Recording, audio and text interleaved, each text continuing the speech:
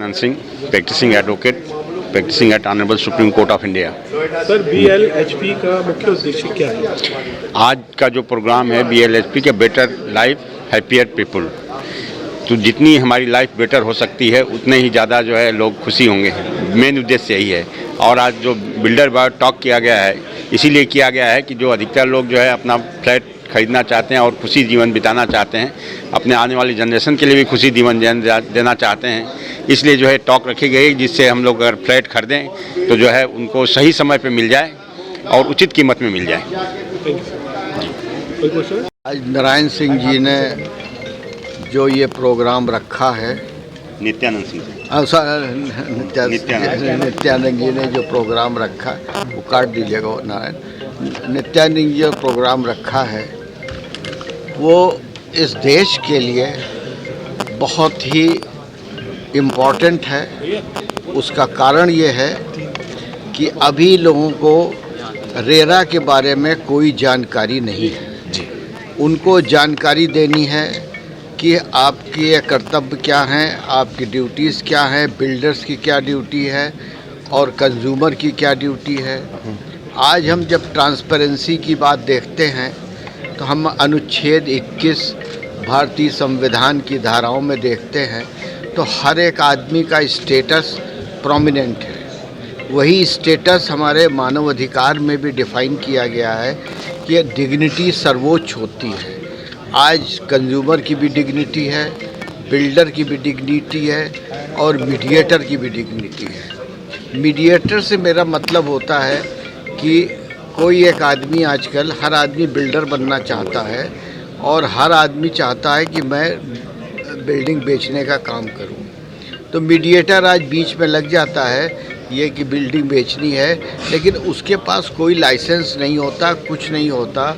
वो सिर्फ चला जाता है ये कि अब हमारा ब्रोकरेज मिल जाएगा, हमको कुछ पैसा मिल जाएगा, 10% कमीशन मिल जाएगा। तो मेरा सिर्फ आज इस सेमिनार से ये ध्यान था कहने का कि रेरा में एक प्रोविज़न होना चाहिए कि जिसमें बिल्डर की पूरी एंट्री बननी चाहिए कि कौन कौन बिल्डर है और कौन कौन मीडिएटर है, वो दुकान मकान बेचने वाला, और फिर कंज्यूमर उसमें से तय करे जाके। जैसे कि 20 आदमियों की वकील की लिस्ट होती है जी। कंज्यूमर जो क्लाइंट होता है वो जाके उसमें से तय करता है कि इन 20 वकीलों में से मुझे किसे करना है, किससे नहीं करना है। सर, ये तो अदालत का काम है, कार्रवाई होना न होना रेरा का काम है।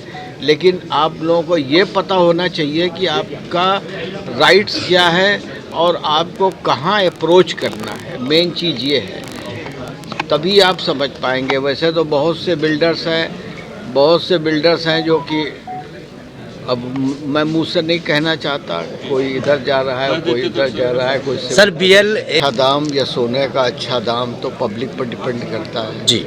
आज पब्लिक खरीदना बंद कर दे कि जब तक हमको सही नहीं मिलेगा, तब उसके बाद बिल्डर भी रास्ते पर आ जाएंगे, या रेरा कोई पनिशमेंट कर दे तब रास्ते पर आ जाएंगे। लेकिन बहुत से एक्ट्स ऐसे होते हैं जिसमें एक्ट बन जाते हैं और उनको कोई चीज़ जो है वो पूरी वो निश्चिंता नहीं दी जाती कि आप ये कर सकते। बिल्कुल सर। जैसे मानव अधिकार आयोग है, मैं 5 साल मानव अधिकार आयोग में रहा। कोई मानव अधिकार का उल्लंघन करता है, हमारे पास पावर उसको सज़ा देने की नहीं है। तो ऐसे एक्ट में जिसमें सज़ा देने की पावर हो, मानव अधिकार में भी सज़ा देने की पावर को जो गवर्नमेंट जोड़ना चाहिए। अगर गवर्नमेंट की तरफ से कोई खामी हो जाती है तो उसमें पब्लिक सफ़र करती है। तो इसलिए कोशिश ये करें। और जैसा कि मैंने बताया कि सेक्शन 44 में जो रेरा का एक्ट है उसमें सेटलमेंट का प्रोविज़न है जी। तो सेटलमेंट के लिए एप्लीकेशन दे बिल्डर और जो बीच में कंज्यूमर है, दोनों मिलके अथॉरिटी को एप्लीकेशन दे कि हम लोगों का सेटलमेंट कराइए इसमें। ठीक है सर। नहीं सेटलमेंट होता है रुकेगी सर। ये जो एक्ट बनाया गया है तो रेरा अगर कस के कबर कर ले कि मुझे सज़ा देनी है, या कंज्यूमर फोरम ये स्टेप्स ले ले कि मुझे इस मामले में सज़ा देनी है, फ़ाइन करना है, तो सब चीज़ें से ठीक होती रहेंगी।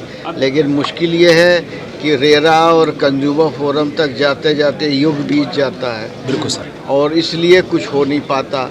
सिविल कोर्ट में कुछ होता नहीं है, क्योंकि सिविल कोर्ट में जाने का मतलब ये है कि आदमी बहुत साल लग जाए, वहाँ भी लग जाए। इसीलिए ये सब एक्ट बनाए गए हैं कि कंज्यूमर फोरम, रेरा एक्ट सब बनाए गए हैं। तो इन्हीं को स्ट्रांग होना पड़ेगा, बस यही मैं कह सकता हूँ। ठीक है।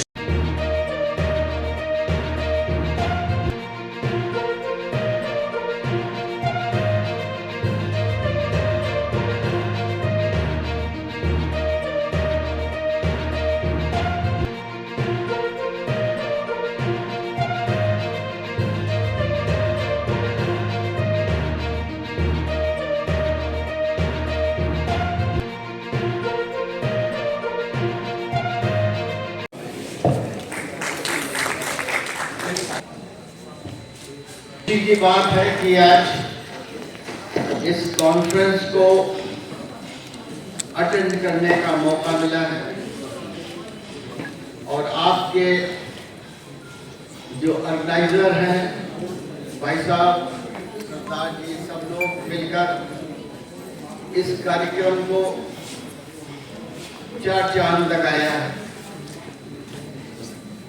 आज जितने बिल्डर्स बैठे हैं, सबको मेरा नमस्कार। और बिल्डर्स को के माध्यम से जो प्रोजेक्ट निकलती है उसके लिए भी उनको धन्यवाद। आज के इस प्रोग्राम में मैं बताना चाहूँगा कि हमारा संविधान 1946 में आया और 1946 में संविधान में अनुच्छेद 21 रखा गया। 21 का मतलब ये था कि स्टेटस बलवान है। आर्टिकल अनुच्छेद 21 का मतलब बिल्डर की स्टेटस, कंज्यूमर की स्टेटस और जो बीच में मीडिएटर्स हैं उनकी स्टेटस। ये लीजिए ब्लैंक चेक, साइन किया हुआ, जो पैसा भरना हुआ भर दीजिएगा और पैसे ले लीजिए। मैंने वो दिन भी देखे हैं जब लोग बोरियों में भर भर के पैसे लाते थे और बिल्डर के पास समय नहीं होता था और बिल्डर्स मना कर देता था कि भाई ये बोरियों के पैसे ले जाइए, आज मेरे पास समय नहीं है, कल लेके आइएगा। एक दौर ऐसा भी था 2005 और 6। और मेरा अनुभव ये भी है कि मैं बोरियों में भर भर के पैसे ले जाता था और प्रॉपर्टी खरीदता था। ऐसे भी दिन हमने देखे हैं। वो समय था 2005 से 2007 तक के बीच में, क्योंकि प्रॉपर्टी उस समय रियल एस्टेट बहुत बूम पे था। हमारे जितने भी साथियों ने उस समय पैसे लगाए हैं, अगर आज पैसे लगाए हैं आप 10 लाख तो 1 महीने बाद, और उस समय लोगों ने खूब पैसे कमाए। जो हमारे छोटे छोटे जो डीलर थे वो भी बड़े बड़े बिल्डर बन गए, क्योंकि उस समय भिवाड़ी, गुड़गांव और अलवर और कपूरथला, यहाँ तक के जो है सारी प्रॉपर्टी जो है लोगों ने खरीद ली। अगर आप जो है गुड़गांव से चलना शुरू कीजिएगा और अलवर तक जाइएगा, उस समय जो है प्रॉपर्टी आपको बिक रही थी और 2 साल में ही सारी प्रॉपर्टी बिक गई रोडों की, और लोगों ने बहुत ही अच्छे पैसे भी कमाए। लेकिन 2008-9 आते आते जब लेमन ब्रदर्स बैंकक्रप्ट हुए, तब जो है रियल एस्टेट मार्केट जो है थोड़ा सा नीचे गया। और जैसे लेमन ब्रदर्स अमेरिका में जो बैंकक्रप्ट हुए, वहां से न्यूज आते से ही रियल एस्टेट जो है धड़ाम से नीचे गिरा। जितने भी बिल्डर्स जो ब्लैंक चेक साइन करके देते थे, बोरियों में भर के पैसा लाते थे, वो आपसे पैसे वापस मांगने लगे। जिस बिल्डर ने जो पैसे खरीदे, जो पैसे ले लिए, उन्होंने प्रॉपर्टी में पैसे इन्वेस्ट किए और बहुत सारी प्रॉपर्टियां बना दी, लेकिन रियल एस्टेट प्रोजेक्ट को डेवलप नहीं कर पाए। इसलिए जो है 2009-10 के बाद जो है रियल एस्टेट मार्केट थोड़ा गिरने लगा। दिक्कत दोनों के बीच में है। जो मेरा अनुभव है, तकलीफ दोनों को है, बायर को भी है और बिल्डर को भी है। पहले मैं बायर की तकलीफ बताता हूं क्या है।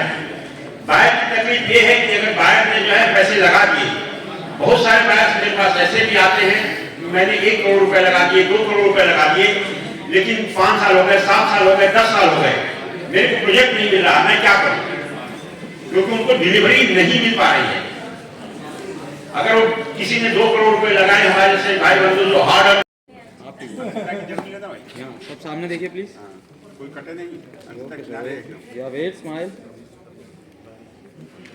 वेट।